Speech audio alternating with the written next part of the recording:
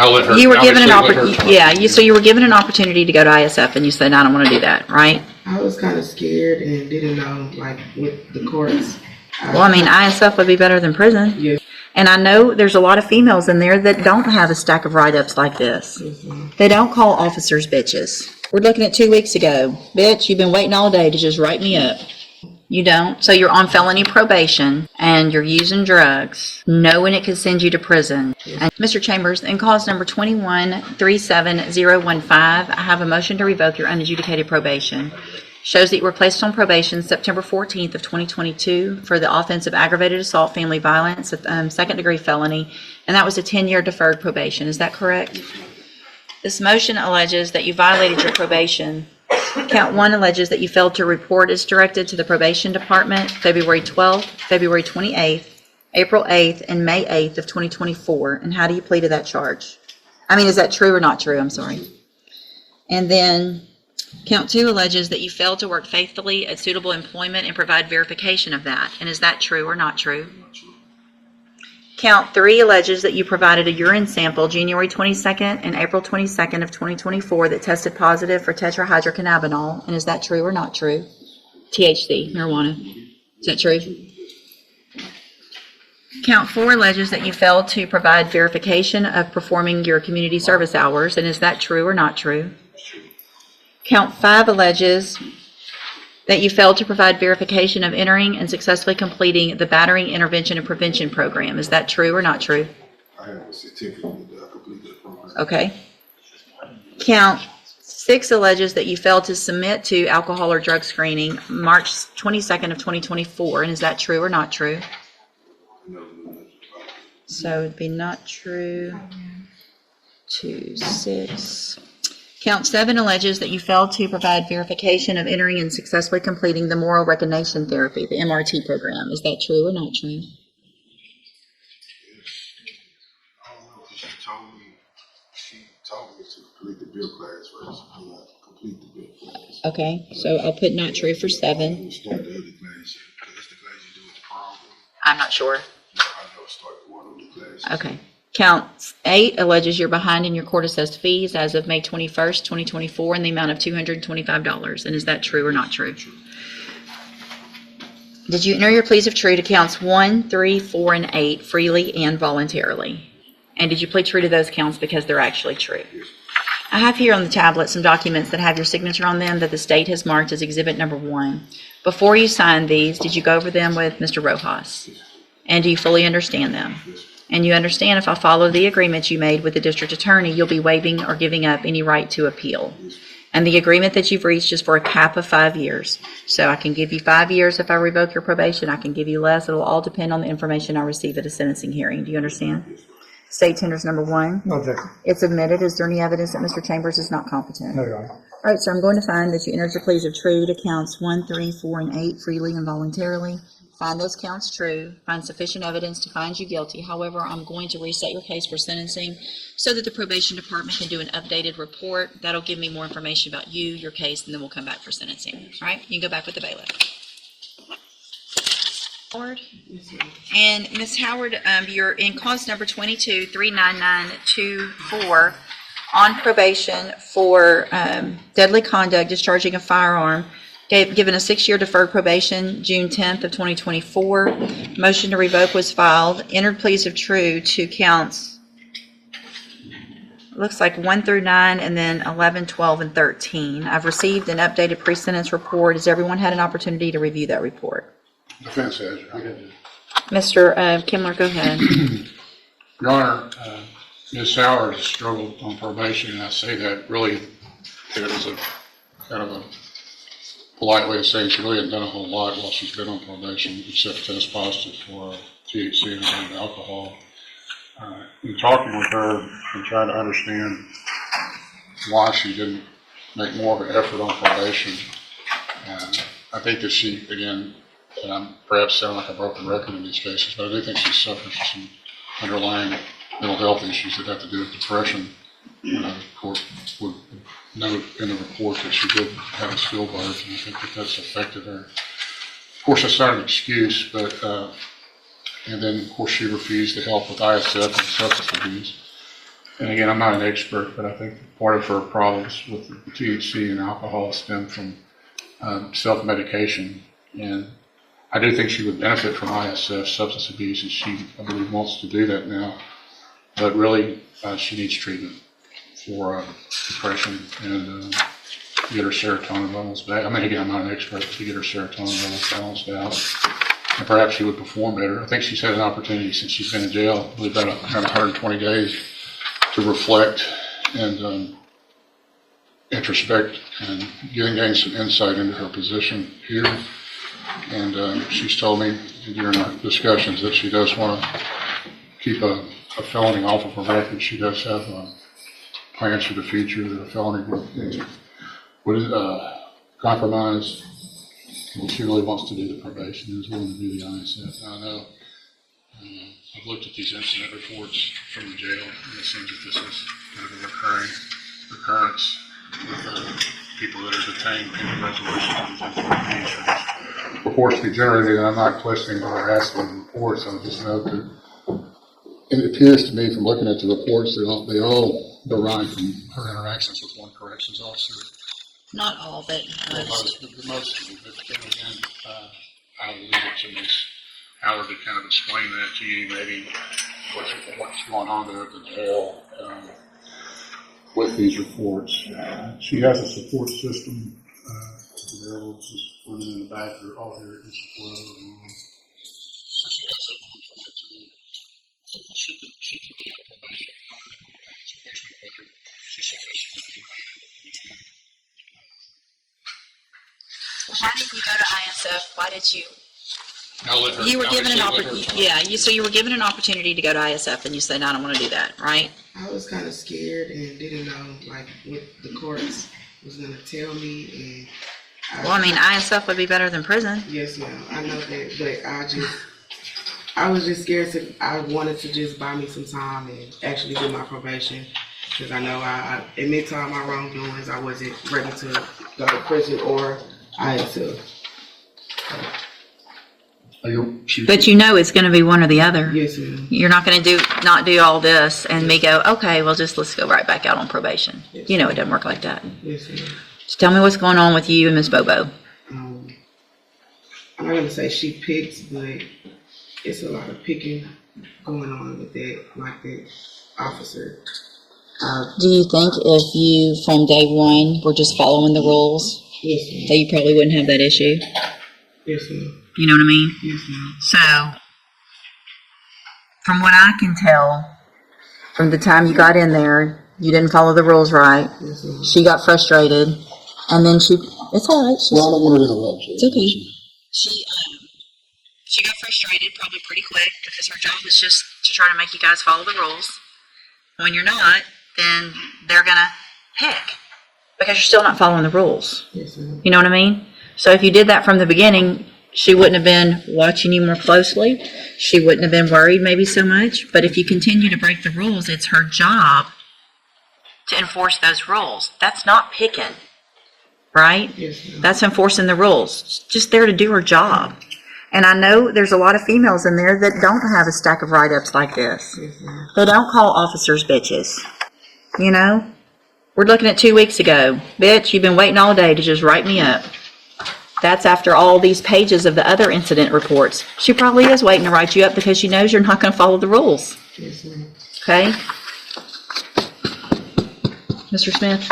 Now this second defendant right here is the classic, I only want help once I'm caught case. The moment drugs or alcohol show up on a test, suddenly they want treatment, support, guidance, all the things they refused when the judge offered ISF at the very beginning. They swear they'll do fine on probation, then everything collapses, and suddenly their problems are too overwhelming to manage. It starts sounding less like a plea for help and more like a strategy to dodge jail time. And you can absolutely tell when someone's trying to play on the court's sympathy. It shows in every word and every excuse. Let me know in the comments if you honestly believe she has a real drug or mental health issue, because I'm not buying any of it. If I were the judge, I wouldn't have entertained ISF this time around. It would have been straight to jail for wasting the court's time. There should be a rule that if you refuse help the first time, you don't get to come back crying for it later. And what really seals the deal is that she's causing problems in custody, arguing with guards, cussing them out, acting like she's being targeted. That's not needing help, that's showing the exact behavior that makes probation officers keep both eyes on you at all times. Judges, it's like deja vu all over again. She has an issue with apparently cocaine, THC, and alcohol. She was offered a chance to take care of that, and she basically said, no, I'm not going. I don't want to go. I don't need help. Do you think you need help? With my depression, I don't think I have a drug problem. You don't? So you're on felony probation, and you're using drugs, knowing it could send you to prison, and you don't think that's a problem? It's a problem. Okay. She was using THC up until the day before she was arrested.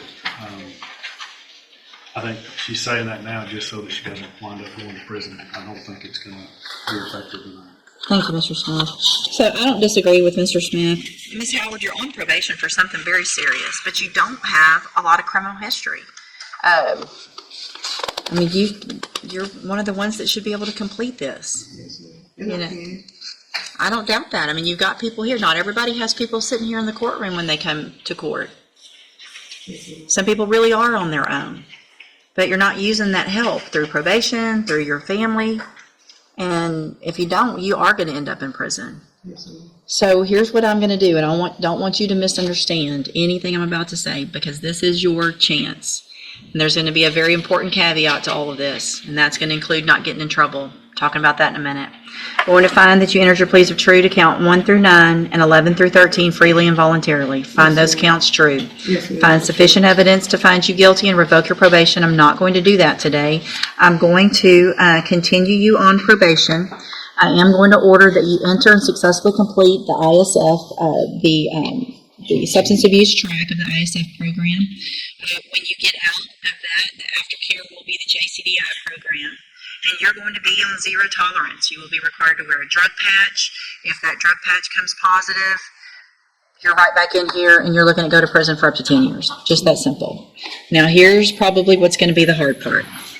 If you get another write-up, it is going to be a condition of your probation that you not get another write-up. Yes, ma'am. So you're going to be in our jail for a couple of weeks before they send you to ISF. You better figure out how to stay off Ms. Bobo's list. Yes, ma'am. Whatever it takes. You do every single thing you're supposed to. Just be quiet. Just be quiet for 2 weeks. Follow every single rule to a T, because you may not ever get out of our jail. I will check, and if I get a reprieve, you will be back in here before you ever get to ISF. If you get to ISF, and there's somebody that you think's picking on you, and you get incident reports there, same thing. So it's time to figure out that at least while you're in custody, you got to do what everybody else says. When you're out of custody and you're not on a felony probation, then you get to follow your rules. Until then, you're on all of these rules. And it's not always you eat when they tell you to eat. You go to bed when they tell you to go to bed. You wear your jumpsuit the way they tell you to wear your jumpsuit. You don't talk when they tell you not to talk. You don't sit on the bunk when you're supposed to stand. All those things. It's like being treated like a kid, but that's what happens when you are on a felony probation. Does that make sense? Yes, ma'am. Thank you all for being here. Thank you. Thank you. Good luck to you. I'm honestly stunned she got that sentencing. ISF now, then straight back to probation after completing it, despite her mountain of violations. Maybe that's why I'm not the judge, because nothing about her attitude suggested remorse or even basic awareness of what she'd done. She wasn't sorry in court, she wasn't sorry in custody, and she certainly didn't act sorry when she racked up those write-ups. Judge West must have been in an unusually generous mood to give her another chance like that. But make no mistake, she's officially on her last lifeline now. The judge spelled it out crystal clear, no more write-ups whatsoever, or she'll be back in this courtroom faster than she can finish a sentence. Comment below, do you think the judge made the right call sending her to ISF first, or should she have gone straight to real jail? Because the way she insisted she doesn't have a drug problem should have removed ISF from the table entirely. If you say you don't have a problem, then why are we sending you to treatment? At that point, it's not about recovery, it's about refusing to follow rules, and there's really only one place people like that end up. Mr. Papania, in cause number 17-26995, I have a motion to revoke your community supervision. Shows that you were placed on probation October 2nd of 2017 for the offense of driving while intoxicated. And that was an 8-year sentence that was probated for 8 years. Is that correct? The motion alleges that you violated your probation. Count 1 alleges that you provided a urine sample July 28th of 2025 for tested positive for tetrahydrocannabinol. Is that true or not true? And then count 2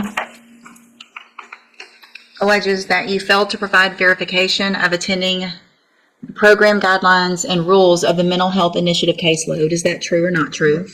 Count 3 alleges that you failed to adhere to the conditions of the interlock program as required in that May 21st, there was a high blood alcohol of .037. May 23rd, there was a high alcohol reading of .111. June 14th, 2025, there was a high alcohol of .034. And then June 21st of 2025, there was a high alcohol reading of .033. And is that true or not true? True. Count 4 alleges that you are behind in your court-assessed fees as of July 29th of 2025 in the amount of $4,730. Is that true or not true? Did you enter your pleas of plea to counts 1, 3, and 4 freely and voluntarily? And did you plead true to those counts because they're actually true? All right, then I'm going to find that you entered your pleas of true to those counts freely and voluntarily, find them true, find sufficient evidence to revoke your probation. I'm not going to do that today. I'm going to reset your case for an updated pre-sentence report. That will give me more information about you, your probation, what's been going on, and then we will come back at a later date for sentencing. Your Honor, we're requesting a PSI bond. He has admitted to his violations. I will represent to the court that I know for. This sentence is honestly shocking considering how close she was to prison. The judge basically handed her the courtroom equivalent of a final lifeline. Treatment first, probation continues, but absolutely zero room for mistakes. And when the judge says zero tolerance, that's not courtroom drama, that's a warning. One failed drug patch, one serious write-up, one violation at ISF, and this entire deal can collapse instantly into years behind bars. The fact that he's moved from his area, he's actually, I didn't know this at the time, he's actually up in the Conroe area right where I have Lake House, and he's Let me working. just stop you. Okay. DWI third, and the violations are high blood alcohol readings and testing positive for THC. So I want updated report to see what's going on. I'm not going to grant a bond at this time. If I continue probation, it would be likely with some type of treatment. I'm not sure. I just need to get some more information. So I'm not going to get a bond at this time. All right, you can go back with the bailiff. All right, are you Ashley Faye? Yes, ma'am. And Ms. Faye was previously in court, entered a plea of guilty to the third-degree felony offense. Well, and it was a state jail that was enhanced to a third degree of credit debit card abuse. The agreement was for a cap of 5 years. And I've received the pre-sentence report. Has everyone had an opportunity to review the report? We have, Your Honor. Yes, Your Honor. Are there any additions or corrections? Just a comment as to what Ms. Faye's comments were, Judge. It appears that she's not taking responsibility. I spoke with her about that. I think I was just kind of confused. The way it was worded, I didn't know what, I was never really truly told like the specific on the case. Like, Did you use somebody else's credit or debit card? it was me and my friend did. Okay. Yeah, I didn't understand how she worded it. Okay. But yes, I did. Okay. that's the only correction on that, Judge. Any corrections, Mr.? Also, in addition to that report, I have received looks like a few pages of jail incident reports that I've reviewed as well. Has everyone received those? We have, Your Honor. All right, you may proceed with the argument. Yeah, Judge, I think looking at her criminal history, it doesn't scream that this is somebody that deserves a chance on probation. That's what she's asking for, however. If you look at her comments on page 4, she's asking for Santa Maria. We already talked about that a little bit this morning. She's indicated to the probation officer that she doesn't have an issue with drugs. She wants to go to Santa Maria for, I guess they've got a kind of like a cognitive track there also. But obviously, looking at the PSI report and everything that's in it, if they can give her help with drugs there, then that's certainly something that would be beneficial to her. She's ready, I think, to start going to prison. She's realized that that's not something that she wants to continue to do. She's put herself in that position again today. But speaking with her, she's really ready to turn her life around. And regardless of what you do here today, Judge, she's asking for probation, but even if you send her to prison, I think she's made up her mind finally that this will be the last time that she comes into court for any kind of felony offenses. She's really hoping that you would give her the opportunity to go to Santa Maria and get that the tools that she needs to make the better decisions in her life. When did you get off parole? January. January of this year? Yes, ma'am. So you committed these offenses. You got off parole and you thought, let's do it. Actually, Judge, the offense today predates her. Oh, so you were on parole. There we go. I was looking at that possession of controlled substance that haven't been filed. So you were on parole. Mr. Nichols? Judge, I'd urge the full range of the cap based on her criminal history. Questions? In addition to the state jail priors that are listed in the indictment, there's also a burglary conviction. Yeah, she got 7 years. That's the one she was That's on parole correct. for. So you've been convicted of a burglary of a habitation, a theft of a firearm, previous theft, got probations on all of those, even at different times. It looks like you were on probation for the burglary and the theft of a firearm, and then someone, potentially me, I don't know whose court that was in, but here, left you on probation and gave you 2 probations on those new thefts, and then you violated all that after getting those, and now you're here. Okay. All right, Ms. Fay, I'm going to find that you entered your plea of guilty freely and voluntarily. Find sufficient evidence to find you guilty, and at this time find you guilty of credit or debit card abuse. Find those prior offenses, convictions true. Going to sentence you to a term of 5 years in the institutional division of the Texas Department of Corrections. You're lucky that you got the cap. Mr. Rojas did a good job. It's rare that you're going to get rewarded for more bad behavior. You already got a 7-year sentence. You probably should be getting worse than that instead of going down.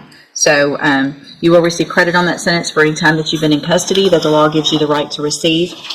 I'm handing you the trial court certification that shows this was an agreement that I followed, and so you've waived your right to appeal. I've also handed you a written admonishment regarding your ineligibility to possess a firearm or ammunition. Because of the judgment entered against you, you're ineligible under Texas law to possess a firearm or ammunition. Possession of a firearm or ammunition could lead to charges against you.